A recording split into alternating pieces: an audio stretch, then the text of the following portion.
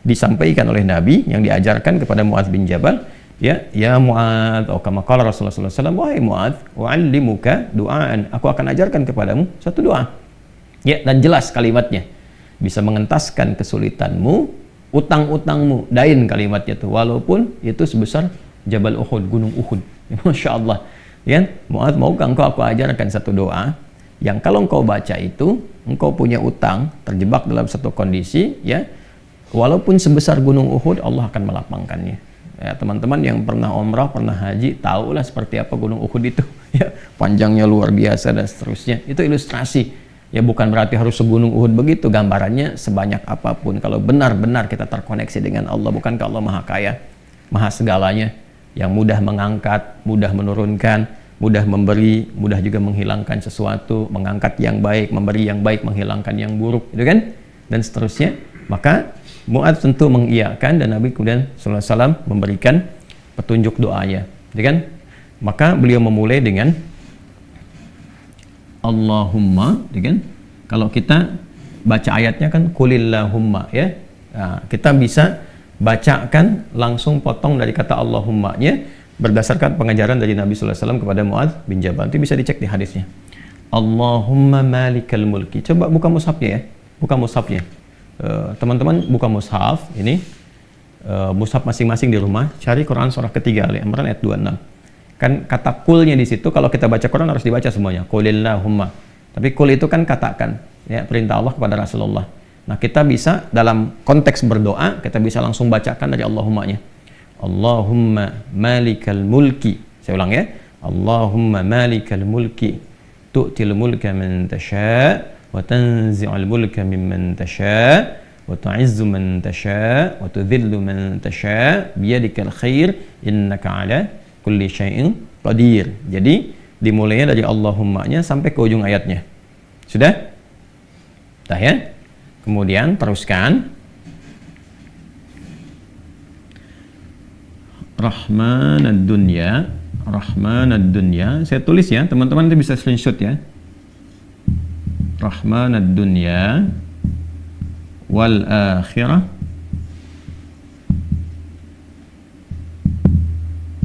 Rahmanad dunya wal akhirah wa rahimahuma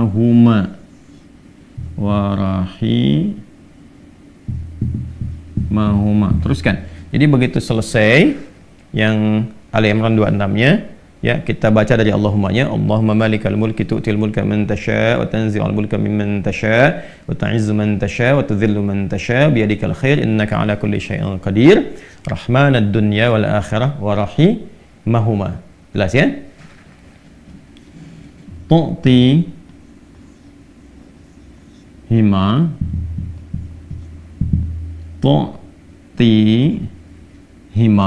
itu kan? Man tasha'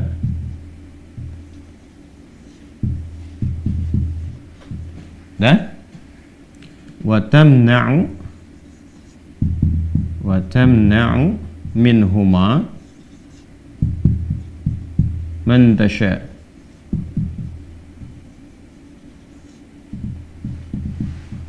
Dah? Sudah? Rahmanad dunya wal akhirah wa rahimahuma, asalnya ya Rahman, ya Rahmanad dunya wal akhirah. Karena kita ingin cepat. Biasanya kan orang memohon tuh kalau punya utang pengen cepat dilepaskan kan? Maka caranya biasanya dilepaskan huruf ya-nya dan menunjukkan ini fathah untuk menunjukkan ada ya sebelumnya. Asalnya ya Rahmanad dunya wal akhirah. Kita percepat supaya kita minta sesuatu dipercepat. Rahmanad dunya wal akhirah wa rahimahuma tu'tihima man tasha' wa tamna'u minhuma, ya kan? Man tasha'. Allahumma malikal mulki tu'til mulka man tasha'. Ya Allah yang menggenggam segenap kekuasaan, Engkau memberikan kekuasaan pada siapa yang Engkau kehendaki. Wa tanzi'ul mulka mimman tasha', dan juga mencabut, mengambil kekuasaan dari siapa yang Engkau kehendaki. Wa tu'izzu man tasha', Engkau mengagungkan, mengangkat siapa yang Engkau kehendaki. Wa tudhillu man tasha', dan Engkau bahkan merendahkan di antara makhlukmu yang Engkau kehendaki sesuai dengan hukum-hukummu. Biyadikal khair, segala ketetapan kebaikan dan segala kemuliaan ada dalam ketetapanmu. Innaka 'ala kulli syai'in qadir, hanya Engkau yang paling kuasa untuk menetapkan segala hal. Rahmanad dunya wal akhirah, ya Allah yang maha pengasih yang sempurna kasihnya dalam urusan dunia dan akhirat. Wa rahimahuma, dan sempurna kasih sayangnya dalam segala urusan dunia dan akhirat. Tu'tihi man tasya, engkau memberi siapapun baik di langit ataupun di bumi kepada siapa yang engkau kehendaki. Wa tamna'u minhum man tasya, engkau pun bisa mencegah apapun terjadi bagi siapapun makhlukmu di langit ataupun di bumi. Jadi kita mengambil dua hal nih, yang baik Allah kasih, dari yang buruk-buruk dicegah, gitu kan? Kemudian ini yang paling indah, aghnini bi rahmatika, ya Allah lapangkan aku. Aghni itu dari kata ghina, aghna yughni, aghni asal katanya dari kata ghina, sesuatu yang lapang dari segi harta, kayakan. Kadang diambil majas untuk mengayakkan hati. Di sini maksudnya ke materi. Kayakan aku ya Allah, berikan aku kecukupan yang melapangkan aku, ya kan, dari urusan-urusanku. Maksudnya ini terkait hutang. Bi rahmatika, dengan rahmatmu. Ya ini bahasanya indah sekali. Ini balaghahnya tinggi banget ya. Ya kalau kita ambil ke bahasa kita kan begini. Ya Allah, yang paling sayangkan engkau, yang paling punya kan engkau, yang menguasai dunia dan akhirat kan engkau, yang memiliki kebaikan kan engkau, yang mencegah dari segala yang sulit pun kan engkau, yang punya solusi semuanya engkau. Maka dengan kepasrahanku kepadamu dan pengakuanku atas semua rahmat dan kekuasaan keagungan yang engkau miliki, aku memohon dengan rahmatmu, dengan kasihmu, hanya engkau yang sayang ya Allah, yang bisa menyelesaikan urusanku. Ya, dan dengan rahmatmu aku mohon yang bisa melapangkan keadaan hartaku untuk melunasi utang-utangku. Kalau aku memohon kepadamu saja dengan segala kasih sayangmu, kepada sifat sayangmu, ya kan? Kalau aku memohon dengan segala sayangmu belum kau kabulkan, maka kepada siapa lagi aku mesti mohon? Sedangkan kau yang paling sayang kepadaku. Kalau yang paling sayang saya tidak memberi, lantas kepada siapa saja? Ya, kepada siapa lagi aku mesti memohon? Maka aku mohon ya Allah, lapangkan keadaan diriku dengan sayangmu itu, sehingga aku tidak memohon dan meminta lagi kepada selainmu. Ini ya, aghnini bi rahmatika an rahmatin man siwak. Ya Allah, semua orang sudah mengatakan nggak bisa, ini nggak mungkin, ini nggak mau, itu tidak. Maka aku memohon kepada yang paling sayang kepada aku. Kalau kepada yang paling sayang saja belum dikabulkan, lantas kepada siapa lagi aku mesti meminta? Mohon lapangkan diriku dan berikan aku kekuatan, sehingga dengan rahmatmu aku tidak meminta kepada siapapun selainmu. Ini indah banget nih kalau kita turunkan dalam bentuk pemaknaan yang balaghahnya. Ini teman-teman doanya. Ya. Setelah itu akhirnya dengan Al-Fatihah. Fatihah itu pahalanya banyak banget, kan? Di antara namanya selain pahala itu juga ada fungsi-fungsi fadilahnya, keutamaannya. Ya, apa di antara fungsi keutamaan fadilah itu disebut juga dengan Al-Kafi, Asy-Syafi, yang mencukupkan segala hal. Itu kan yang dengan izin Allah bisa menyembuhkan, karena intisari Quran itu ada di Al-Fatihah. Maka diakhiri dengan Al-Fatihah, kemudian setelah itu tutup dengan salawat. Tutup dengan salawat. Dan nanti ada hadis lain yang mengajarkan kaitan antara hutang dengan memperbanyak salawat kepada Nabi Muhammad SAW. Ya. Nah, salawat ini juga penting teman-teman sekalian, diperbanyak di akhir ya. Jadi setelah baca tadi Quran surat Nuh, Ali Imran, ya istighfar dulu. Jadi kalau kita rumuskan kan ketemu 5 kan? Ya, dari mulai kita istighfar dulu dengan segala ketulusan, dalilnya surat Nuh itu, kemudian di surah Ali Imran kita bacakan, terus praktek doanya kita temukan. Setelah itu Al-Fatihah, setelah itu kemudian salawat kepada Nabi Sallallahu Alaihi Wasallam. Jadi di hadis lain ada seseorang yang diajarkan oleh Nabi Sallallahu Alaihi Wasallam untuk memanfaatkan, nah ini dia, kapan waktu, di pertengahan malamnya. Ya, untuk memanfaatkan pertengahan malam itu terkait dengan utang piutang juga. Nah, lalu dia berkata, apa yang harus kami lakukan ya Rasulullah? Yang perbanyak gitu kan, ibadah kepada Allah. Lalu diajarkanlah salawat. Aku akan mengambil, kata orang itu, sepertiganya. Kata Nabi, itu baik. Kemudian kalau bisa tambah, aku akan mengambil 2/3-nya. Kata Nabi, kalau itu baik.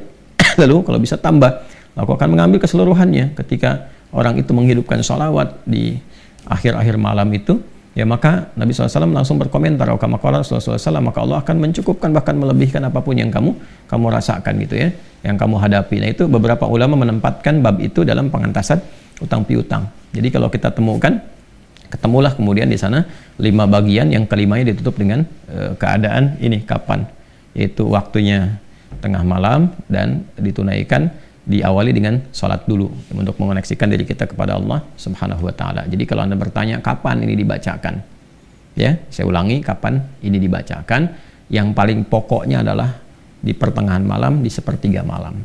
Jadi bangun malam hari supaya ada getaran kejiwanya lebih cepat mengamalkan Quran surah Al-Muzammil itu surah 73 ya, di ayat yang ke-6, inna nasyi'atal laili hiya asyaddu wat'aw wa aqwamu qila. Bangun malam itu bacaannya menyentuh kepada jiwa, lebih mudah mendapatkan kekhusyuan. Jadi sepertiga malam bangun, istighfar gitu kan. Ya, setelah sholat kita supaya bangun konektivitas dulu. Sholat itu kan kalau sudah bagus khusyuk, konektivitasnya tinggi.